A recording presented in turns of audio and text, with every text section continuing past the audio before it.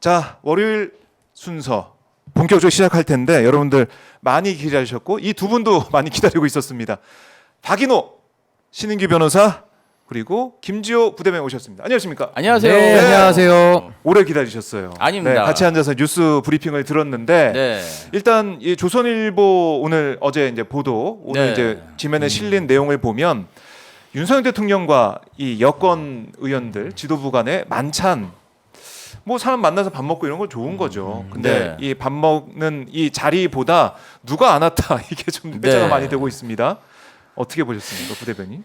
이 네. 어제의 만찬이야말로 네. 윤석열식 정치의 어떤 정수를 보여줬는데 한마디로 왕따 정치, 일진 정치, 중위 정치, 오기 정치, 속 좁은 정치의 정수를 보여줬다.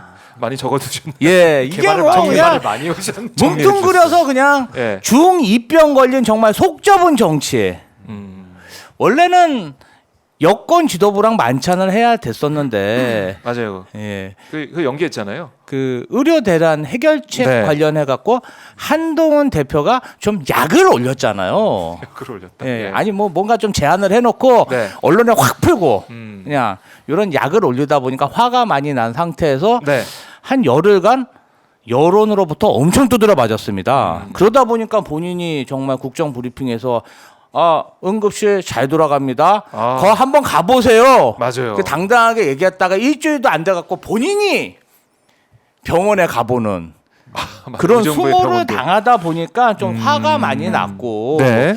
그러다 보니까 어제는 네. 연휴 기간 동안 어떻게 이걸 대응해야 될지 뭐 당하고 얘기는 해야 되는데 그러면 당의 주체들하고 당연히 얘기해야 되지 않습니까? 그렇죠. 대표 당연히 와야죠. 근데 얘기하기도 싫고 만났을 때 또 한동훈식 그 뭐라 그러죠? 네. 그 한동훈식 그렇게 뿌리는 정치 있잖아요. 아. 막 몰래 가가지고 또 오늘 나 얘기했다. 그거 뭔가 바로바로 언론에다가 뭔가 고자질 정치죠, 고자질. 고자질 고자질 정치 나불나불, 뭐 나불나불 예. 정치나 뭐. 뭔가 윤석열 정부를 또 이렇게 구렁텅이에 예. 빠뜨리는 그 술수에 빠지지 않을까? 아. 이런 의심이 생기면서 예. 뭔가 여기서 해결책을 내야 되는데 이제 본인들도 지금 어떻게 해야 될지 모르니까 여당의 친윤계 제가 오늘 아침에 김종혁 최고위원의 인터뷰를 봤는데 네. 김종혁 최고위원은 거기 초대를 못 받았답니다.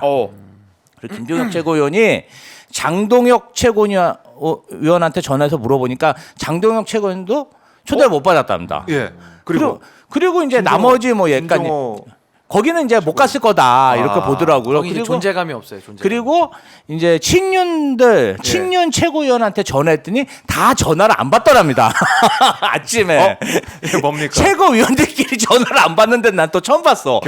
친한계 바빴겠죠, 바빴겠죠. 친한계는 빠지고 그렇죠. 친윤계만 간 거 아니냐? 친윤계하고 여권 중진 의원만 네. 모아서 뭐 권영세 의원이라든지 이런 분들만 모여서 뭔가 한동훈 대표를 어떻게 대응할 것인지 한동훈 대표 의료계에 대해서 어떻게 의정 대응할 갈등이 것인지 아니라 한동훈 대표 대응책을 보셔 얘기한 겁니다. 야당에 대해서 어떻게 대응해야 될지 그 돌파구를 좀 찾기 위한 그런 만찬이 아니었나 조심스럽게 그렇게 생각해 봅니다. 근데 이 만찬 내용 조선일보 이제 보도가 되고 이걸 본 국민들은 과연 글쎄요. 아니 이렇게 할 일인가 정말 사심을 내려놓고 공적으로 이 대란을 극복하기 위한 얘기를 해야 되는 게 아니냐 이런 목소리가 나올 것 같은데 전혀 그게 안 보인단 말이죠. 신인규 변호사님, 한동훈 대표가 지금 지금 못 받았는데 한번 잠깐 듣고 올까요? 어제 네.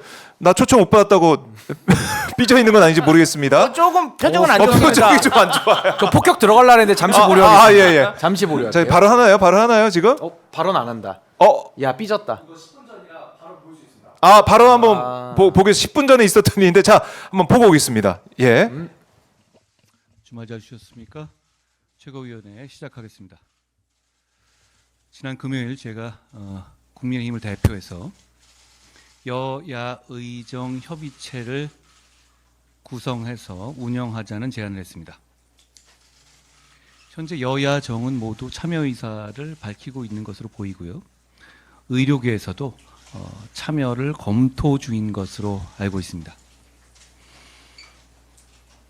이건 국민들 모두의 문제이고 국민들 모두가 문제가 해결되기를 바라고 계십니다. 대승적 협력과 해결이 이루어지는 협의체가 될 수 있기를 바랍니다.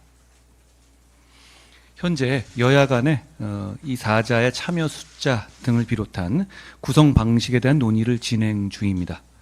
복잡한 문제가 아닌 만큼 서로 좋은 결론에 이를 수 있을 거라고 생각합니다.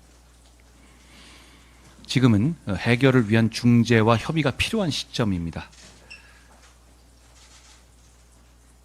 서로 대화의 전제 조건을 걸거나 의제를 제안해서 참여가 막혀서도 안 된다고 생각합니다.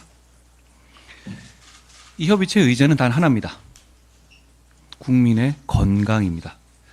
구체적으로 의대 정원, 명절의 비상의료 대책, 지방의료와 필수의료의 대책, 예산 등 실용적인 논의가 이루어지길 기대합니다. 무엇보다 의료계의 대승적 참여를 부탁드립니다.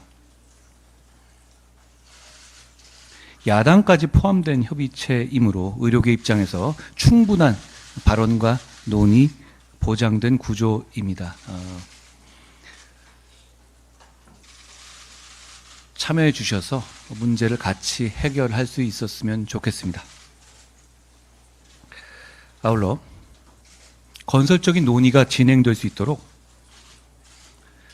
정부가 전공의에 대한 소환 등 사법적 대응을 신중하게 해달라는 부탁 말씀도 드립니다. 여러분, 지금은 해결해야 할 때이고 방법은 대화뿐입니다. 교육감 선거 관련해서 한 말씀 드리겠습니다. 국민의 상식과 눈높이에서 진영을 불문하고 공분을 살 만한 일이 지금 서울시 교육감 선거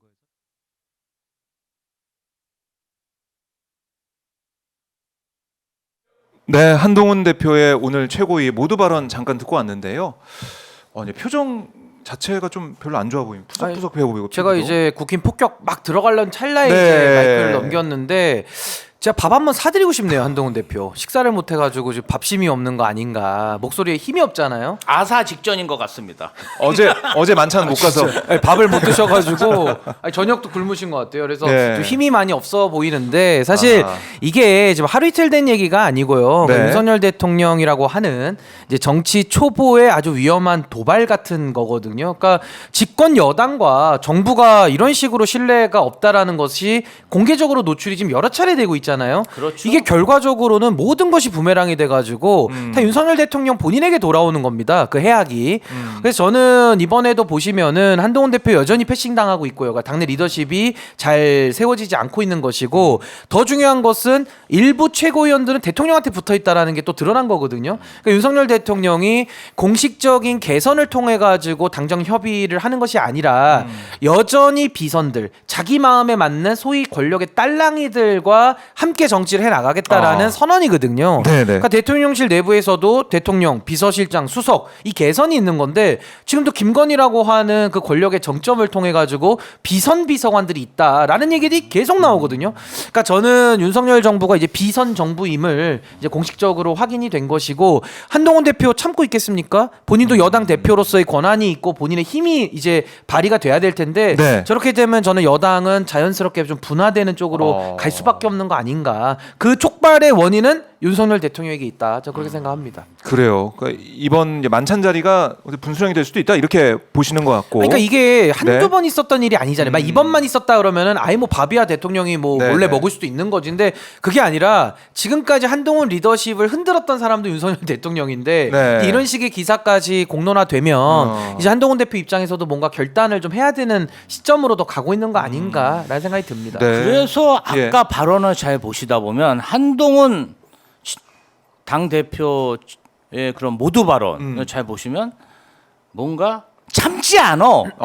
내가 어제 밥 안 불렀어? 딱 이 정부의 어떤 정치에 대해 일침을 가하는 게 있습니다. 윤석열 정부가 정말 그 의료 대란 관련해서 네. 필살기로 하는 것이 의사들을 범죄자 취급해서 전공의들을 막 검찰로 소환하는 거예요. 막, 네. 막 수사하고 그것을 하지 말라.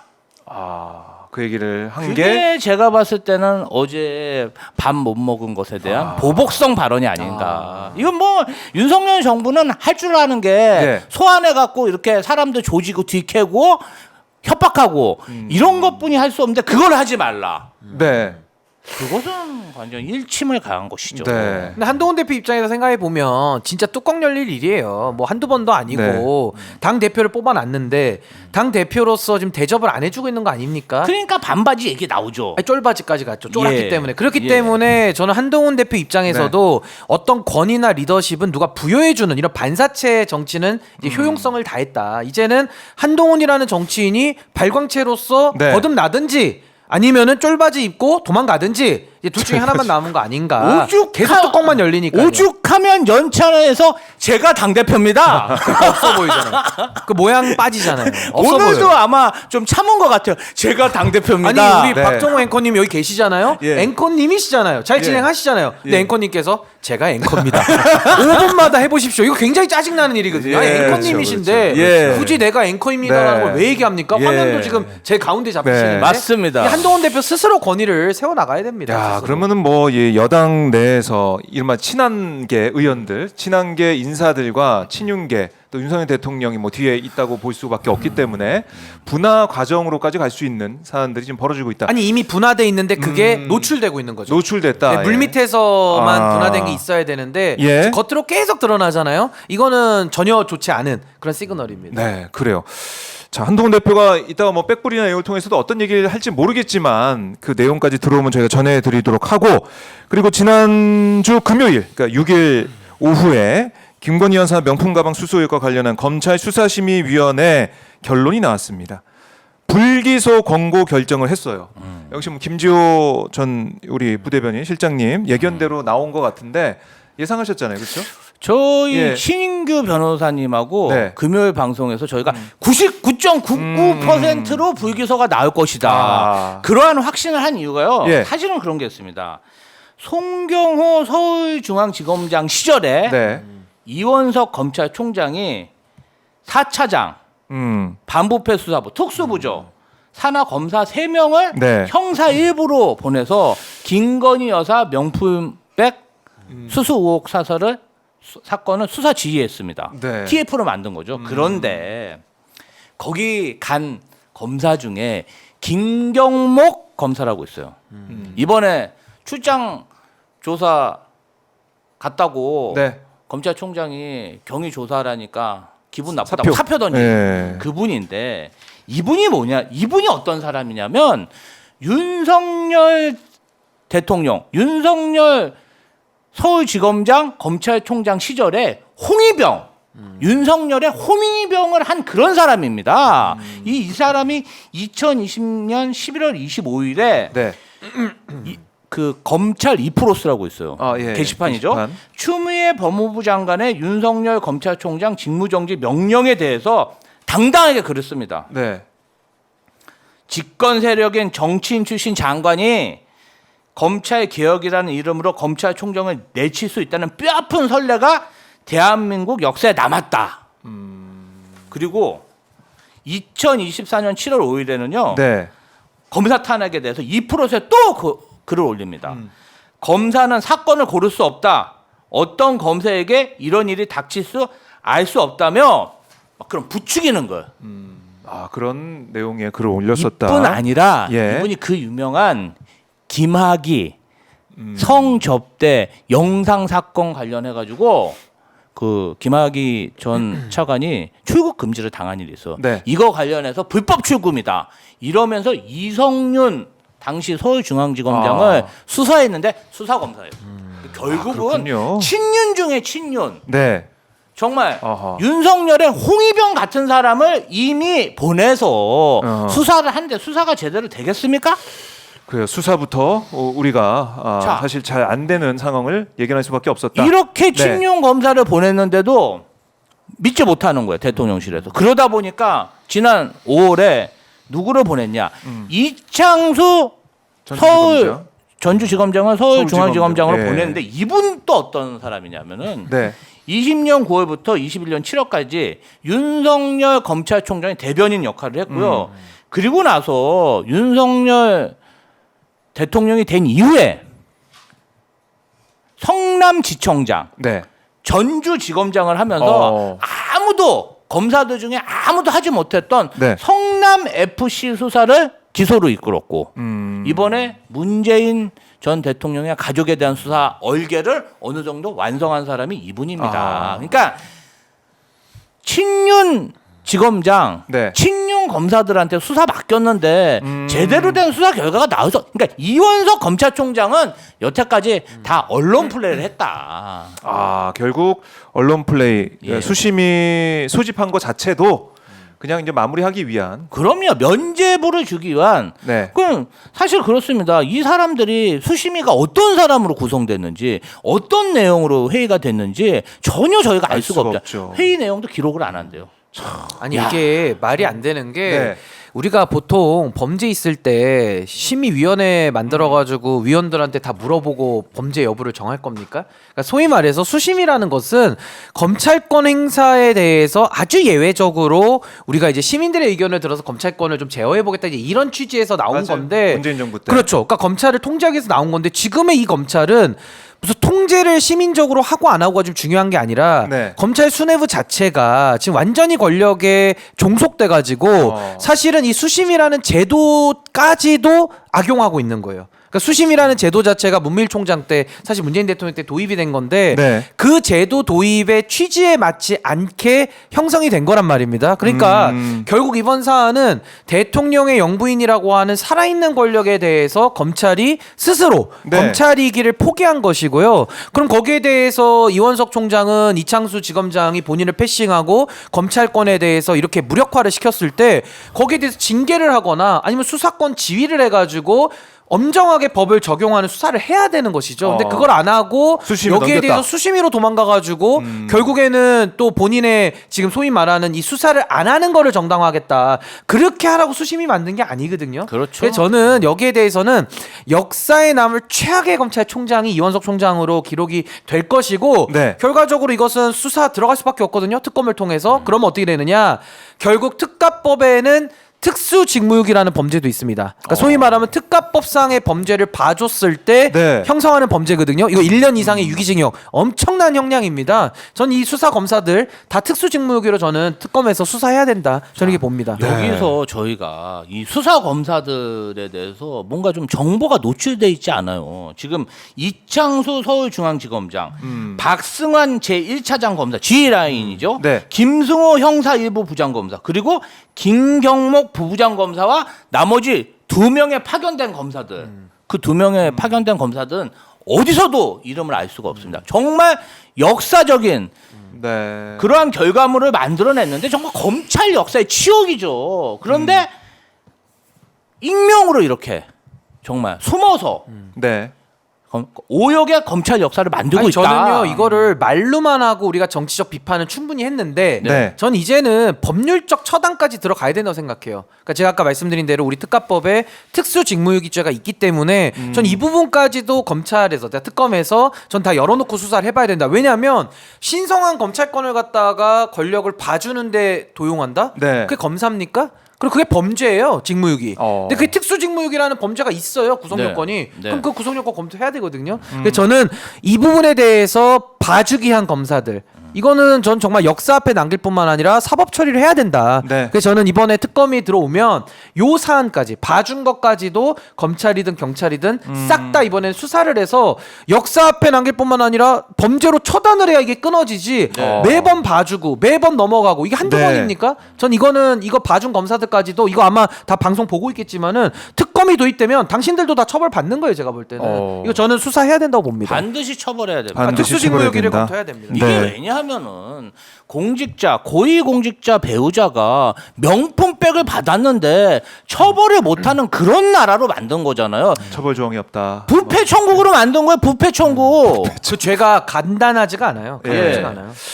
그러니까 국민 눈높이에 맞지 않는 검찰 수사 결과 누가 받아들일 것이냐, 결국 특검밖에 답이 없다 이런 얘기가 나오는 것이고, 자 이렇게 뭐 이원석 총장이 13일 뭐 이임식을 한다 그래요. 그렇게 되면 그 전에 결론이 나올 걸로 보이고 12일에 이 도이치모터 주가 조작 의혹 사건 2심 결과가 나온다고 하는데 그 이후에 나오지 않을까 싶기도 하고 어쨌든 김건희 여사가 이렇게 명품백 수수 의혹을 불기소 처분으로 마무리가 되게 된다면 앞으로 활동할 것 같은데 그러다 보니까 채널A 보도를 보니까 추석 이 명절 영상에 대통령 부부가 함께 나온다 이번에는. 설맞이 영상에서는 윤석열 대통령 혼자 나와가지고 이번에는 대통령실 직원들하고 어떤 곡을 부르죠? 어떤지 모르겠어요. 그때는 우리에게 사랑이 필요한 거죠. 네. 그 굉장히 명곡을 갖다가 좀 오염시켜놨는데 이번에는 변진섭의 노래를 굉장히 좋은 곡이거든요. 근데 이번에는 또 어떤 곡에다가 또 오염을 시키려고 할 것인가. 뭐 오늘만 사시기 때문에 두 네 분이 예. 까르페 디엠 오늘을 즐겨라. 아, 그런 내용. 그런 취지의 곡을 또 한번 찍지 않을까. 그러니까 국민들은 지금 굉장히 분노 지수가 올라와 있거든요. 거기에 대해서 김건희 여사가 나와가지고 그런 행동을 한다면은 이건 정말 국민들을 대놓고 저는 약간 좀 모욕하거나 국민들을 약올리는 거 아닌가. 왜냐면 저부터도 무슨 인사를 할 때가 아니라 지금은 검찰청 가서 수사를 받고 그 얼굴을 안 보여줘야 되는 거예요. 막말로. 네. 근데 지금은 검사들에 대해서 검사 핸드폰을 뺏고 법 조항을 유린하고 검찰 권력을 사유화하고 지금 장난합니까? 그러니까 여기에 대해서는 저는 국민들의 혈압이 네. 추석을 맞이해서 그 인사가 더 불난집에 기름을 붓는 격이 될 수가 있다. 그래요. 저는 그렇게 봅니다. 아, 오히려 역효과가 날 것이다. 이게 다 끝난 것 같지만 끝난 게 아니다. 이렇게 말씀해 주셨는데 사실 지난주에 이 뉴스토마토 보도 여기에 대한 파장도 컸는데 일단은 오늘 후속 보도는 없는 것 같아요. 제가 이제 찾아봤는데 없는 것 같아요. 일단은 이 사안 김영선 전 의원에게 김건희 여사가 텔레그램 메시지를 보내가지고 이제 지역구 이제 옮겨달라 뭐 지원 방안까지 얘기를 했다라는 전원이 진술이 보도가 됐습니다. 네. 이거 좀 파장이 어디까지 갈지 김지호 부대변인 어떻게 보세요? 일단은 예. 그 김영선 의원하고 네. 김건희 여사가 나눈 그 텔레그램 캡처본이 있다면 그게 좀 공개가 돼야겠죠. 아, 그게 일단 공개가 돼야 되고 어떤 식으로 대화를 나왔는지가 정확히 알려져야 사실은 사항이 더 커질 거라고 보고 지금 뭐 몇몇 사람들이 보고 몇몇 의원들이 보고 이렇다더라 저렇다더라 뭔가 좀 변죽 올리듯이 네. 이야기를 하고 있는데 그건 사실 그렇게 하면요 음모론뿐이 안 되거든요. 그래서 공개를 하실 거면 네. 공개를 하는 게 맞고 제가 볼 때는 지난주 대통령실의 반응이 어떠냐면은 그 대화를 주고받은 사항에 대해서 부정을 안 해요. 아 부정하는 결론적으로는 안 됐지 않냐. 공천이 안 됐지 않냐. 그러니까 그런 반응. 뭐냐면은 예. 그래서 한동훈 비대위원장 싸움이 난 것 같아요. 뭔가 이런 의견을 냈는데 한동훈 안 돼서, 지도부에서 안 받아서. 받아들여지지 않아서 이렇게 사이가 멀어진 것 같은데 결국은 우리가 뭐 그런 대화를 했어도 안 된 거 아니냐 결과론적으로 약간 그런 얘기거든요. 그러면 예. 거의 대화가 있었다는 게 사실이다. 그런 합리적인 생각을 갖게 되고요. 그러면 대통령실은 왜 그러냐? 네. 캡처본이 있다고 생각하는 거죠. 대통령실도. 그렇기 때문에 지금 막 그럴 가능성이 변죽만 있다. 올렸기 때문에 어느 순간 그 캡처본이 나올 수가 있다. 네 그리고 그 그렇죠. 내용을 봐서도 이게 정말 개입한 것 같은데라고 되면 또 분위기가 확 바뀔 수가 있다. 그럼요. 이렇게 보시네요. 아니 저는 뭔가 가지고 술 있을 것 먹고 같은데. 술 예. 먹고 운전하다가 꼭 사람을 다치게 하거나 물건을 손괴하지 않아도 술 먹고 운전한 것 자체가 범죄거든요. 그러니까 지금도 무슨 결과가 결국 공천 개입 결과가 안 나왔기 때문에 뭐 문제 없는 거다. 개입을 한 것 자체가 문제예요. 그렇죠. 왜 네. 문제냐? 공직선거법 230조에 보면은 매수 유도죄라는 게 있습니다. 이해 및 매수 유도죄라는 게 있는데 거기에는 공사의 직을 제한하는 것 자체도 문제 삼고 있고 네. 행위 주체도 누구든지로 돼 있어요. 그러니까 누구라도 공천과 관련해서 그런 일하면 처벌하고 5년 이하 징역 나옵니다. 거기다가 윤석열 대통령이 좋은 선례를 만들었는데 박근혜 대통령이 과거에 두 군데 지역구에 여론조사 돌린 거 가지고서도 공무원의 선거 개입이다 해가지고 징역 3년 구형을 맞아요. 했거든요. 예. 만약에 이번에도 김건희 여사가 윤석열 대통령과 공모했다라고 한다면 둘 다 처벌받는 것이고 이게 상당히 좀 유의미한 게 김영선 전 의원은 지금 부인하고 있습니다만은 지금 주변 증언들이 막 쏟아져 나오고 있어요. 그리고 당시에도 윤석열 대통령 실제로 민생 토론회 하면서 예산 폭탄 뿌리고 다녔습니다. 그러니까 그런 정황들이 다 있기 때문에 네. 이게 지금은 조각조각 나오니까 우리가 맞춰보지를 못해서 그렇지 이제 시간이 흘러서 조각이 맞춰지면 이거는 뭐 저는 사법 처리를 피해 나가기 매우 어렵다라는 생각이 드는 거고요.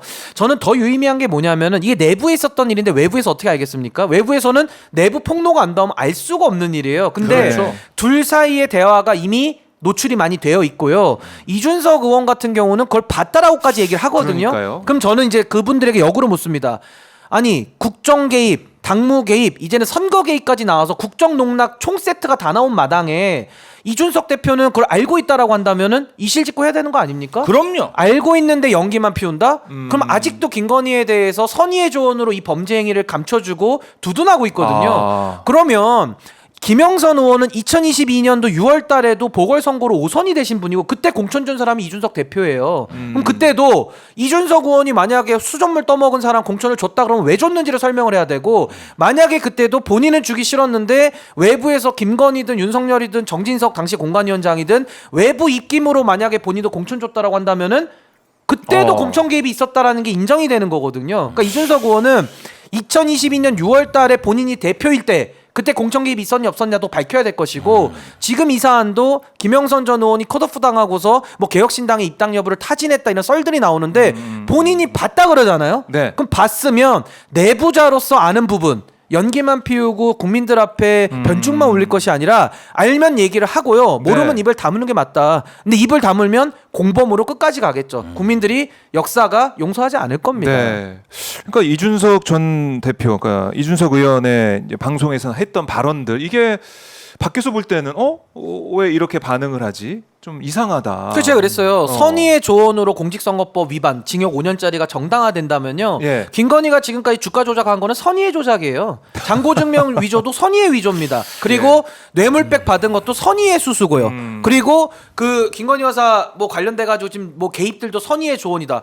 아니 영부인이요 5선 의원한테 조언을 한다고요? 정치적 진로에 대해서 무슨 컨설팅 합니까? 그러니까 이게 선의의 조언이 다 안 맞잖아요. 네. 그러니까 저는 이런 식으로 이준석 의원이 김건희 여사를 뭐 명품백 사안도 특검할 필요 없다. 그리고 이번에도 선의의 조언이다 이렇게 자꾸 감싸주고 네. 있는데 범죄를 덮어주면요. 그건 방조 내지는 공범으로도 볼 수 있다. 저렇게 봅니다. 사실은 지난주에 예. 이준석 전 대표가 어떤 성접대 고소 고발권 예. 관련해서 무혐의 처분 분송치 처분을 받았잖아요. 네. 그러다 보니까 일각에서는 뭔가 거래를 한 게 아닌가 하는 그런 의혹도 지금 일어나고 있는 것이죠. 사실은 누가 봐도 대통령 영부인이 그 저기 여당 중진 의원 공천 컨설팅 해준다는 게 비상식적이잖아요. 네. 역사상 처음입니다 이런 일이. 아니 솔직히 한동훈 대표도 이거 문제 삼을 거예요. 제가 볼 때는. 근데 이거를 이거를 이준석 의원이 감싼다. 아니 말이 되느냐? 국민 눈높이는 안 맞다. 선의의 조언이 있을 때 뭐가 선의의 조언이에요? 영부인이 그럼 그렇게 하는 게 뇌물도 이제 상식적인 얘기다. 너 이거 여론조사 한번 해봤으면 좋겠어. 이건 선이라고 생각하지. 아마 관련된 여론조사 있을 것 같기도 한데 이렇게 생각해봤어요. 저는 이게 만약 김정숙 여사가 과거에 이 총선 앞두고 난리 났을 겁니다. 막 지역 공기라고. 조중동이 가만히 안 있을 것 같고요. 일단은 그리고 뭐 정치인도 난리가 났겠죠. 여당에서. 그러니까 저는요 예. 범죄 혐의에 대해서 우리가 아직 유죄다라고 단정할 수는 없어요. 그러니까 수사가 필요하다라고 이야기하는 게 상식적이고 실제로도 그 내용을 알고 있다라면은. 네. 아니 공인이고 국회의원이잖아요. 네. 근데 그 증거를 알고 있고 본인이 아는 바가 있으면 그걸 진실을 밝히는데 협조를 할 의무가 있는 분이지. 게다가 과거에 윤석열 대통령 만들어서 당시에도 지방선거 때 공천을 같이 했던 분 아닙니까? 그럼 그때부터도 조짐을 알았더라면 본인이 아하. 아는 것을 있는 그대로 국민 앞에 이실직고를 하는 게 마지막 책임을 다하는 일이에요. 근데 그게 아니라 국민들은 지금 다 분노해 있고 여기에 대해서 야 이제는 선거 개입까지 하는구나 아하. 갈 때까지 갔구나라고 국민들은 심각성을 느끼고 있는데 네. 거기에 대해서 선의의 조언이다라고 찬물을 확 끼얹어 버리면은 국민들 입장에서는 야 이건 도대체 이제는 한동훈보다 이준석이 더 원팀 아니냐 김건희하고 이제 이렇게 볼 수밖에 없고 말씀하신 대로 뭐 성상납 부분이나 이런 게 불기소가 또 공교로운 시점에 나왔기 때문에 저는 그것보다도 사실은 공직선거법이 10월 10일까지 공소시효예요. 그러니까 이준석 의원은 지금 사실상 경찰에서는 무혐의 의견을 냈기 때문에 이게 검찰에서 마지막 들여다보거든요. 그걸 위해서 본인이 혹시라도 권력에 조금은 잘 보이려고 하는 거 아니냐라는 합리적인 의심까지도 가능한 겁니다. 안 그러고서는 이 중대 범죄 혐의를 어떻게 선의의 조언이라고 포장을 할 수 있는지 이거는 제가 봤을 때는 매우 합리적인 발언을 하는 이준석 의원 입장에서 너무 이례적이다. 저는 그렇게 봅니다. 이례적이다. 그래요. 이 사안 후속 보도 어떻게 나오는지 봐야 될 것 같고요. 자, 속보가 들어왔습니다. 이원석 검찰총장이 출근길에 기자들한테 질문을 받았는데 수심위에 대해서 기대에 못 미쳤다면 제 탓이다. 근데 외부 의견은 존중해야 된다. 이렇게 얘기를 해서 사실상 뭐 무혐의 결정 내릴 걸로 생각이 되는 발언했고요. 또 현명하지 못한 처신, 그러니까 이 명품백 받은 것에 대해서 이렇게 얘기한 것 같고 범죄 인정 안 된다는 점이 뭐 고민이다. 그래서 이거 뭐 이 법이 이렇게 돼 있기 때문에 어쩔 수 없다. 현명하지 못하지 뭐 이렇게 넘어가는 것 같아요. 퉁쳐가지고. 아니 그러면 전 이원석 총장도 정말 양심 없는 사람이라고 저는 보는 게 인제 와서 뭐 조항이 없고 헛소리를 자꾸 하는데요. 그럼 네네. 저분도 특검팀에 가 있었거든요. 아. 박근혜 최순실 수사할 때는 왜 그렇게 많은 법조항을 찾았어요? 그때도 법이 유효했고 지금은 더 많은 법이 생겼죠. 사실 그때보다. 네. 근데 이제 와가지고는 처벌할 수 있는 법이 없다? 뭐 고민이다? 지금 그 자리가 고민하는 자리입니까? 범죄 혐의가 있으면 권한을 발동해야 되는 자리지 뭐 맨날 고민만 해요? 그리고 좀 창피하지 않습니까? 역사 앞에 아니면 진짜 본인이 그동안 검찰로서 네. 살아온 공직자로서 인생이 있는 건데 어. 좀 부끄럽지 않습니까? 저는 그래서 이 국민 앞에 뭐 하는 겁니까 이게? 이원석 총장이 처음부터 무슨 김건희 여사에 대해서 명품백 관련 수사를 뭐 한다는 식으로 얘기를 해서 제가 그랬습니다. 성역이 없다. 레깅스 총장이 여기 내갱스예요. 바지도 아니에요 그냥. 쫄바지보다 레깅스. 더 네, 달라붙는- 레깅스 총장이 수사하는 척한다. 예. 연기도 못해요. 아하. 아니 그냥 진짜 권력에 정말 네. 주구처럼 행동하면서 이분이 근데 제가 볼 땐 정치 생각이 좀 있으신 것 같아요. 뭔가 아. 자기가 무슨 대쪽 총장 뭐 그런 예, 흉내를 예, 예. 내려고 노력을 하는데 뭐 수심위까지. 이랬다 저랬다 하면서 사실은 하고, 예. 저는 한마디로 검찰을 망친 정말 최악의 검찰총장이었다. 검찰이 폐지된다면 다 이원석 한동훈 때문이다. 네. 저는 그렇게 생각합니다. 아니 그리고 저런 정도의 인식을 가지고 평검사들 지위를 어떻게 깼겠습니까? 그러니까 이창수가 무시하는 거예요, 들이받고. 김경목 저렇게 사니까. 김경목 부부장 검사가 출장 조사 갖고 뭐라 그러니까 사표 냈잖아. 그러니까 부부장이 들이대는 거예요. 사표 냈더니 아유, 사표 발려들면 안 될까? 아, 사표 좀 사표가- 그래서 다시 다녀서 무혐의 처분 낸 거예요. 예, 그래요. 자, 이런 가운데 오늘 리얼미터 또 윤석열 대통령 지지율을 보니까 29.9%. 아, 지난주보다 0.3% 포인트 올랐는데 아유, 뭐 축하드려야겠네요. 0.3% 올라가지고. 파티 한번 예. 어쨌든 30% 계속 깨져 있습니다. 리얼미터에서조차. 그러니까 지난주에 가일럽은 23%였고 결국 의료 대란 문제를 어떻게 이걸 해결하느냐 이 상황인데 아니 의사들 그러니까 의료계 반응은 전혀 여야 의정에 함께할 뜻을 안 보이는 것 같아요.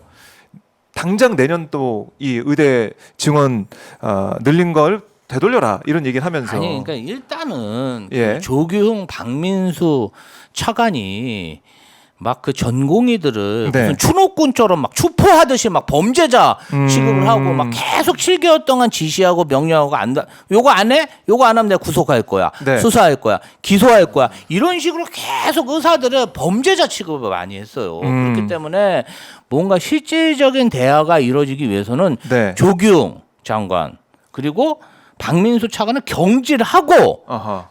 세술은 세부대에 새로운 장차관으로 뭔가 그런 걸 추진해야 뭐 의사 단체들도 조금 흥분했던 마음을 진정하고 아하. 대화가 될 수 있는데 지금 막 의사들을 막 의사라고 비하했던 이런 사람들로 네. 지금 뭐 군의관들도 뭐 처벌 안 해 만해 막 이러잖아요. 그렇죠. 저 혼선이 있었죠. 끊임없이 어떤 특수한 직군, 의사 직군에 대해서 비하하고 범죄자 취급한 사람을 데리고 이렇게 협상을 하려니까 협상이 됩니까? 그러니까 뭐 정부의 입장도 달라진 게 없어 보입니다. 사실은 이럴 때는 개각 정말 실무자는 아니더라도 지금 사건이 이렇게 된 7개월 동안 이렇게 네. 악화시킨 그 주체자들에 대해서는 뭔가 책임을 묻고 새로운 사람들로 협상을 하게 해서 예. 뭔가 전국을 돌파해야 되는데 그게 아니 안 되네. 나를 범죄자 취급하고 막 검찰 뭐 이렇게 수사하고 이런 사람들 네. 계속 앉혀놓고 협상하라 그러는데 의사들이 협상합니까?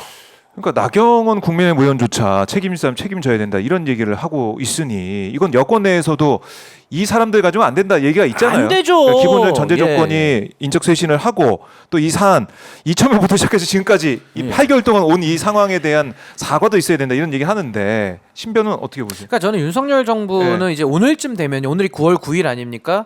저는 임기 2년 5개월차를 채우고 있는 윤석열 정부에게는 참 미안한 얘기지만 네. 저는 완전하게 실패한 정부라는 걸 저는 오늘쯤에는 인정해야 된다고 봅니다. 왜냐하면 아까 개각 얘기하셨는데 개각을 무슨 수로 합니까? 한덕수 총리를 왜 못 바꿉니까? 바꿔도 국회 인준 받을 만한 총리를 데리고 올 자신이 없으니까 한덕수 바지 총리, 신문 총리, 화장실 청소 총리 이분 계속 갖다 쓰는 거예요. 화장실 청소. 지금도 뭐 어디 청소하고 있는지 모르겠어요. 잼버리 거기서 예. 아니 그러니까 저는요. 그러니까 이게 보건복지부 장관도 말씀하신 대로 총리 자르고 보건복지부 장관 자르고 교육부 장관 자르면 새로운 사람 좋은 사람이 오면 그래도 복구가 될까 말까거든요. 근데 문제는 누가 옵니까? 지금 보시면은 이 인사가요.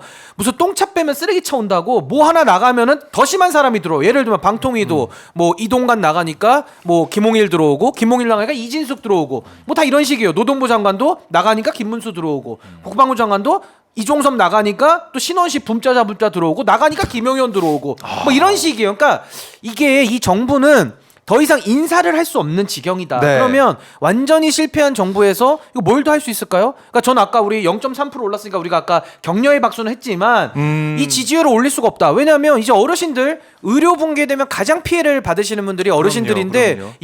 이분들이 지금 코어 지지층이에요. 네. 이분들부터 돌아설 수밖에 없는 것이고 또 하나는 한동훈 대표 아무리 무시하고 아무리 그 쫄바지라고 안 만나 주더라도 네. 그분이 갖고 있는 지분이 있잖아요. 보수 내부에. 그럼요. 그 지분이 싸우면서 보수층 코어가 무너지기 시작하면은 저 29% 무너지는 거 순간입니다. 그러니까 저는 윤석열 대통령이 아직도 현실 인식이 없다. 예. 완전히 실패한 정부다. 저는 그렇게 봅니다. 그러니까 이러다 보니까 윤석열 정부에서 문재인 전 대통령 가족 수사도 하고 또 감사원 결과 이제 이번 주에 나온다고 하는데 이 관저 옮기는 상황에서 여러 가지 의혹에 대해 아니 이거 문재인 정부에서 도장 다 찍어준 거 아니냐.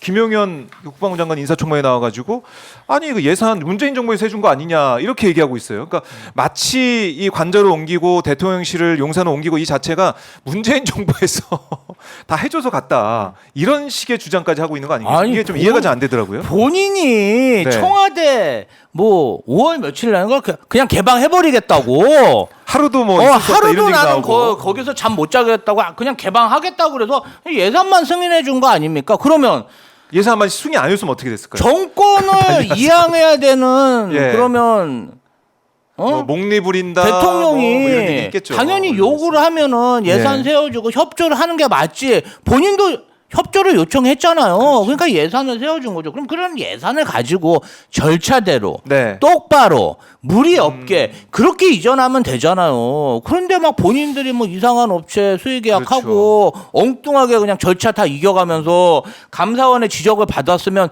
겸허하게 수용을 해야지. 이제 와서 전 정권 탓을 하면 어떡합니까? 그리고 네. 잘 아셔야 될 게 뭐냐면요. 어. 지금 김건희 여사하고 예. 김건희 여사 처가 이분들은 기본적으로 사업가들이에요. 아, 그렇죠. 굉장히 어떤 김건희 여사 같은 경우는 뭐 전시 뭐 이런 사업을 했고 김건희 여사 처가 쪽은 어떠냐면은 전국에 네. 일가가 몇십만 평 땅을 가지고 막 그 개발을 한 사람들이에요. 막 아파트도 짓고 뭐 장부 조작도 했잖아요. 미니 신도시급 토지를 보유했던 그런 사람들이란 말이에요. 예. 자, 그런 사람들이 얼마나 많은 그런 건설업체, 인테리어 업체, 이런 하청업체 이런 데랑 얼기설기 엮여 있잖아요. 자, 이분들이 사업가인데 정말 국정 최고 지도자로 왔어. 뭘 하겠습니까? 지금 그러한 업체들. 아니 이제 이 대통령은 임기가 5년이잖아요. 네. 5년 후에 뭐 할 거예요? 또 사업해야 되잖아요. 아. 그러면 그 업체들 정말 나를 도와주고 나와 손발이 왔던 퇴임 업체들을 이후의 상황까지 생각해야 된다. 막 이런데 아하. 수의 계약이 안 된다. 그러면 바지 업체를 선정해가지고 그 밑에 하청으로 두는 거죠. 이러면 조사가 안 돼요. 자, 그리고 정말 국가적인 그런 큰 공사, 네네. 큰 사업에 대기업이 들어가잖아요. 그런데도 다 하청업체로 들어갈 수 있습니다. 그렇게 다 꽂아놓고 예. 자신들이 정말 퇴임 후에 사업을 할 때 또 그 회사들한테 또 도움을 받는 것이죠. 저는 그런 합리적인 의심이 있고요. 사실은 예. 저희가 정말 야당이 주목해야 되는 것은 그 네. 코바나 콘텐츠와 그 김건희 일가 처가가 있는 그 업체와 거래했던 그런 업체들을 한번 조사를 해서 어떤 식으로 게 있었나. 매출을 하고 있는지 조사가 필요합니다. 그래요. 그건 정말 그러면 네. 국정농단에 준하는 그러한 자료들이 쏟아질 가능성이 높다. 저는 합리적으로 그렇게 의심합니다. 그게 이제 이번 예, 국감 예. 때 다 쏟아져 나오지 그러니까 않겠어요? 국감에서 좀 그러니까 우리가 그동안 기대해야 뭐 될 해먹은 그런 것들에 상황인데. 대해서는 아마 이 예. 국감에서 아마 냉정하게 좀 자료들이 많이 나오지 않을까. 그래서 위기라는 거예요. 그래서 국감에서 정부가. 그런 자료까지 나올 수가 있다. 하다못해 뭐 예. 관저 증축하는 거 이런 것도 그냥 무자격 업체가 했는데. 그러니까 뭐이 코마노 예. 콘텐츠 연을 맺었던 예. 키림 그냥 거기와 그- 아는 쪽에서 그러니까 막 그 작은 것까지 다 챙겨주는데 뭐 얼마나 많이 지금 그냥 하고 있겠어요. 사우나, 이 드레스룸, 그다음에 나머지 세 곳 뭔지 어떤 기능하고 있는지 뭐 알 수가 없는 우리가 아예 신고가 안 된 불법 증축한 그 부분까지 어떻게 아니, 우리가 근데 알아봐야 될 이게- 것 같은데. 진짜 예. 이게 뭐 대통령 관저에 불법 증축 시설물이 있다는 것 자체가 진짜 세계 기네스북에 나와야 됩니다. 대통령 관저의 불법 증축물. 이게 해외 토픽감인데. 예. 뭐 사우나 하고 싶으셔가지고 그런 거 아니에요?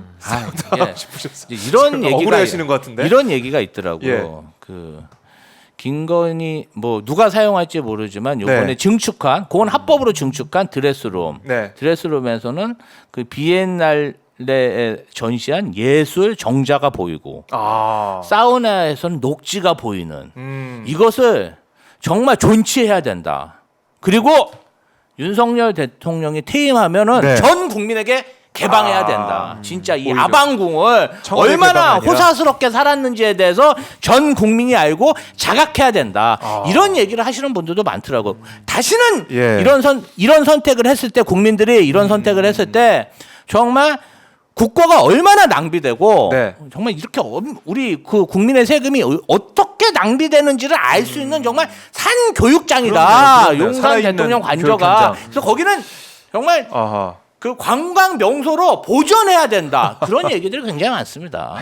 이 공직자들을 대상으로 이러면 안 된다라는 산 교육의 현장이 될 수 있을 것 같기도 하고. 청와대가 지금 개방이 돼가지고 관광객들 많이 오고 있는데 청와대는 모르겠으면 다음 정권이 어떻게 할지 모르겠지만 청와대는 오히려 기능을 복귀시키고 이런 관저나 이 대통령실 주변은 이래서는 안 된다. 진짜 엄청난 제가 볼 땐 청와대보다 네. 여기가 세계적인 관광지가 될 가능성이 높아요. 사우나 안에도 좀 들어가 보고 드레스룸만 윤석열 보고 대통령 부부가 잘한 것도 있네요. 예 관광 자원이 될 수가 있다. 그래요. 지금 뭐 어제 이제 이재명 대표와 문재인 전 대통령이 만났지 않습니까? 이재명 대표 포함한 지도부가 양산을 방문해가지고 만났는데 결국에는 뭐 뜻을 모은 건 이거 아니겠어요? 검찰의 이번 수사. 문재인 전 대통령 관련된 수사 이거 정말 정치 보복이다. 이렇게 할 수는 없다. 이런 얘기를 이재명 대표가 했고 문재인 전 대통령은 뭐 이 수사 관련 그러니까 뭐 어떻게 보면은 당에서 신경 써준 감사한데 내가 또 알아서 담당하겠다 이런 얘기도 했습니다. 어제 두 사람이 만나 어떻게 보셨어요? 그러니까 이제 사실은 문재인 대통령에 대한 수사가 네. 들어가면서 사실은 이재명 대표와 문재인 대통령 뭐 여러 가지 당내 내부 복잡한 부분들이 좀 봉합되는 오히려 그런 역효과가 좀 있었다. 오히려 뭉치고 있다. 그러니까 이제 원래 정권에서 의도했던 것과는 또 역효과가 나는 것이죠. 그러니까 정치라는 게 선한 의도를 갖고 해도 꼭 좋은 결과 나온다는 보장이 없거든요. 네. 그러니까 이번 사안에서는 사실은 문재인 대통령과 이재명 대표를 좀 더 결합시켜주는 이런 효과를 냈던 것 같고요. 또 문재인 대통령 입장에서도 민주당이 뭐 재집권해야 된다라는 얘기까지 하면서 뭐 준비 안 된 사람 대통령 해서 되겠냐 이런 이야기까지 하셨다고 하는데 예. 저는 어찌됐든 지금 윤석열 대통령만 빼고 지금 모든 국민들이 다 통합되고 있어요. 제가 볼 때는. 그래서 저는 이걸 이제 역세대 통합, 역지역 통합이라고 저는 봅니다. 네. 뭐 숨기는 게 있는 거네요. 어떻게 보면. 뭐 이제 이런 방법으로 이런 통합을 방법은 시켜야 안 돼서는 아닌데 완전히 좋지 거꾸로 하는 않지만. 거죠. 거꾸로. 저는 민주 당원님들과 네. 진보 세력 지지자분들한테 좀 드릴 말씀이 있어요. 어. 분열하는 정치 세력에게 표를 주는 유권자는 없습니다. 그렇기 때문에 명문 정당 네. 이재명과 문재인은 하나다. 그런데 많은 분들이 문재인 대통령 시절에 일부 친문 인사가 네. 이재명 대표를 도와주지 않았기 때문에 당시 대선 후보가 당선이 되지 않은 게 아니냐 이런 의혹을 제기하시는데요. 자, 부자 사이 모녀 관계에서도 네. 그 자제들이 부모님 말씀을 안 듣습니다. 그럼 뭐 대통령이 문재인 대통령이 그 사람들을 어떻게 행동하는지 일일이 감시하고 제약할 수 있습니까? 네. 그걸 왜 문재인 전 대통령에게 모든 책임을 돌립니까? 저는 사실 이재명 대표를 지지하는 지지층에서 어떤 문제를 발생시켰을 때 그걸 자꾸 이재명 대표한테 책임지라는 거예요. 어떻게 책임집니까? 그렇잖아요. 하지 말라 하는데 네, 자기 메시지는 자유의지로 있는데. 막 그러고 다니는 거를 민주국가에서 어떻게 막습니까? 그러니까 그 모든 책임을 문재인 대통령한테 막 묻고 비난하고 이것은 옳지 않다. 자꾸 그렇게 해가지고 정말 우리 세력이 갈라져가지고 네. 집권을 못하면 누가 손해입니까? 국민 여러분들이 손해예요. 그러니까 분열하는 정치 세력에게는 표를 주지 않는다. 이 네. 조건을 조금 새겨 들으셨으면 좋겠습니다. 그래요. 뭐 이제 통합이 중요하다. 이렇게 어제 이재명, 문재인 이 두 사람의 만남도 사실은 함께 힘을 모아서 가짜 뉴스 현혹되지 말고 힘을 모으자 이런 메시지가 있었기 때문에 어떻게 작용하게 될지 봐야 될 것 같고요. 그리고 이제 기시다 총리가 방문한 내용도 저희가 정리 한번 해봐야 되지 않겠습니까? 금, 토 1박 2일 일정으로 와서 기분 좋게 떠나는 모습을 저희가 봤었는데 신 변호사님 어떻게 보셨어요? 그러니까 뭐 기시다 이제 총리의 방문? 마지막 네. 일정을 이제 하고 간 건데 결국에는 대한민국에 대한 뭐 지금은 이제 친일 외교를 넘어서서 이제 매국 외교까지 얘기가 나오고 있지 않습니까? 네. 그러니까 거기에 대한 윤석열 대통령이 마지막까지 저는 뭐 확인을 해준 거 아닌가라는 생각이 들고 다만 어제 무슨 뭐 독도 얘기나 이런 부분이 직접적으로 나오지는 않았어요. 뭐 물밑에서는 어떤 얘기가 있었는지 모르지만 네. 그래서 저는 국민들이 앞으로도 이 한일 관계를 한일 동맹으로 격상시키는 거 아니냐라는 의구심을 가지고 저는 끝까지 좀 감시하고 네. 저는 견제해야 된다라고 생각합니다. 그러니까 이 퇴임하는 총리가 와가지고 우리 또 세금으로 이렇게 대접을 하고 있는 모습. 또 기시다 총리가 와가지고 특별히 한 말은 없어요. 또 과거에 정상회담할 때 했던 과거사에 대해서는 그 정도 얘기, 뭐 가슴 아프다 이 정도 하고 끝냈는데 아니 결국 우리가 다 퍼주고 물컵에 이제 반잔 채우고 결국에는 그걸로 끝난 거 아니겠습니까? 어떻게 보셨어요, 김지국? 제가 봤을 때는 윤석열 대통령과 기시다 총리가 개인적인 친분이 두텁고 퇴임하는 기시다 총리를 위해서 윤석열 대통령이 일종의 선물을 줬다. 초대를 해서 접대를 하는. 네. 그러니까 상식적인 정말 국익을 생각하는 대통령이라면 새로운 총리가 누가 될 것인가. 네. 여기에 중점을 둬서 대한민국의 국익을 정말 지키기 위해서 그런 노력을 해야 되는데 네. 퇴임하는 총리가 무슨 힘이 있습니까? 그래요. 본인하고 친하다고 해갖고 그냥 접대한 네. 그런 꼴이고요. 세간에서는 뭔가 우리나라의 그러한 외교 정책에 대해서 글로벌 호구다. 이런 얘기를 많이 하시거든요. 글로벌 호구다운 네. 그러한 외교를 했다. 이렇게 평가합니다. 그래요. 외교가 안 보인다는 지적은 계속 앞으로도 나올 것 같습니다. 자, 오늘 박인호. 수요일엔 박봉규가 있다면 월요일엔 박인호가 있습니다. 동생 입장에서 이제 박인호가 열심히 하고 있는데 오늘도 최진문 교수님은 슈퍼챗 안 보내주셨네요. 예. 슈퍼챗 보낼 때까지 박인호 월요일 계속 저희가 진행을 할 테니까 여러분들 한번 지켜봐 주시고요. 자, 두 분 오늘도 고생 많으셨고 네. 앞으로도 박인호 많은 분들 사랑해 주시면 고맙겠습니다. 좋아요, 구독 또 많이 해주시고 박인호 응원한다 댓글도 많이 남겨주시면 저희가 더 힘을 내겠습니다. 두 분 고생하셨고요. 또 다음 주는 추석 연휴니까 한 주 쉬고 그 2주 뒤에 월요일 또 뵙도록 하겠습니다. 고맙습니다. 예, 감사합니다. 감사합니다.